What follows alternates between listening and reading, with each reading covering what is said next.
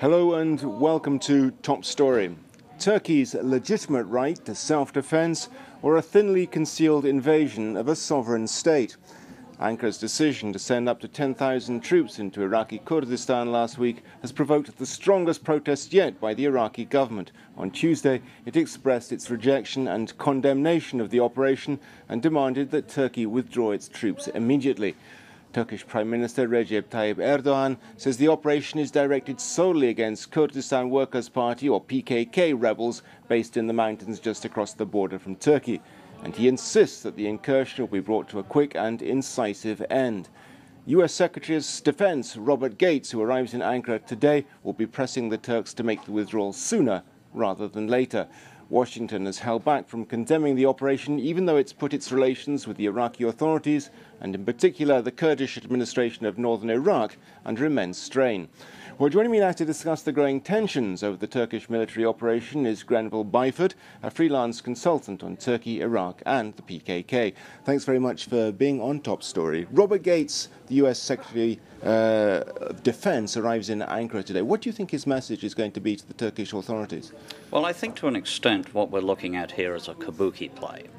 The Turks briefed the Pentagon on this when the Deputy Chief of Staff went over to Washington. So this has not been unexpected. And what's obviously happening in Iraq is the Iraqi Kurdish leaders, Barzani and Talabani, are under enormous pressure to do something about defending their sovereignty. And that pressure will rise as time goes on. I assume that the United States has been discussing this with them, and they have given some indication of how long they can tolerate a Turkish invasion. And I think what Gates is involved in doing is making sure that the Turks pull out before the pressure becomes too great. Because the real catastrophe for the United States here would be a firefight between the Turkish army and the Kurdish Peshmerga. And the longer this incursion goes on, the more chance, I suppose, there is that that would happen. Absolutely, and the role the United States should be playing in this is brokering an agreement whereby the Turks leave before things get really rough. The operation does seem to be going on rather longer than expected. At the very beginning, the Turks were talking of a very incisive strike, and the impression that was created that they would be in there for 2 or 3 days and pull out. We're already well into the week, almost a week since they've been in fact, and the operation doesn't seem to be moving that fast. Well, as I understand it, there's been some rather bad weather there, which is probably slowing them up.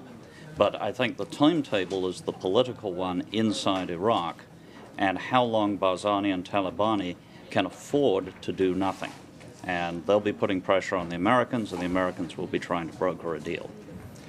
The Iraqi authorities issued a very fierce condemnation of the Turkish incursion yesterday as well. Are they likely to be tempted to do something as well? Well, I think as Mandy Rice Davis once said many years ago, well, they would, wouldn't they? It's the Kurdish authorities in northern Iraq that the Americans are really concerned about. The only really effective part of the new Iraqi army is the Kurdish Peshmerga. I mean, they are the people to watch. They are the people who would have and to the dangers that are there, pulled away from internal Iraqi operations to the Turkish border, that the damage to the operation to bring peace and security to Iraq could be severe. Absolutely. And as you imply, the relationship between the United States government and the Iraqi government would certainly be damaged by that as well. I mean, the US simply cannot afford to have a border war on its hands between Iraq and Turkey. How much damage does it do to that relationship and with the Kurdish administration in northern Iraq that the American military authorities are supplying satellite intelligence information on the movements of the PKK? It's difficult to say. I think that the Kurds have to understand that this simply cannot go on. The PKK simply can't be attacking Turkey, and they don't expect the Turks simply to put up with it. But let me suggest that there is a solution to this. I mean, it's one of the axioms of counterinsurgency warfare that you can't win against guerrillas that have real support from the local populace. Now, against the Turks or the Americans, come to that, the local Iraqi Kurds will support the PKK. The only force with a greater claim on their loyalty is their own Peshmerga. And what that means is that the only person who can control the PKK is in effect Barzani and his colleague Talabani. Now they don't want to because they don't want to have a fight with their fellow Kurds. So the question we should ask is, what else do they want that might induce them to control the PKK? And what they want is independence, or as much of it as they can get. But that's unacceptable to the Turks. I'm not so sure. I mean, that independence is meaningless unless the Turks acquiesce, because Barzani and Talabani need an outlet that doesn't come through Iraq.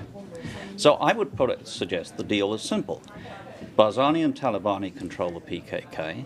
The Turks agree to acquiesce to whatever level of independence they can negotiate with their fellow Iraqis.